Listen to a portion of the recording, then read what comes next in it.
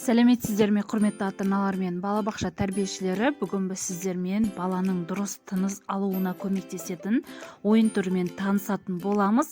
Егер балаңыз тек қана мұрнымен не болмаса тек қана аузымен тыныс алатын болса, сіздер міндетті түрде баланы мұрнымен тыныс алып, аузбен шығаруға үйретіңіздер.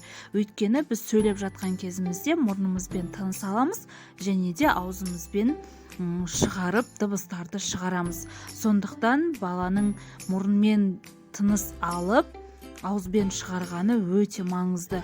Яғни баланың тілінің дамуына да өте қатты үлесін қосады. Сондықтан міндетті түрде осындай үрленіп ойналатын ойын түрлерін көбірек ойнатқандарыңыз дұрыс. Астына осылай кішкентай суреттерді қоямыз.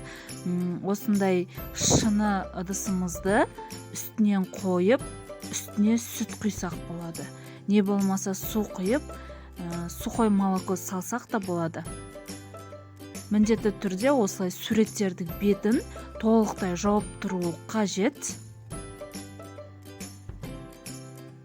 Мінеки барлығын жапты, енді трубочканың көмегімен үрлейміз. Балаға үрлеп бірінші өзіміз көрсетеміз. Мінеки, мынау алма. Кәні тағы да үрлеші. Мынау алмұрт деп барлығын астындағы суреттерді айтқызып, дұрыс тыныс алуға үйрететін боламыз. Осы жаттығуларды аптасына 1-2 рет жасап отырсаңыздар, міндетті түрде балада өте қатты өзгерістерді байқайсыздар. Яғни бала мұрнымен демалып, аузбен тынысты шығаруға үйренетін болады.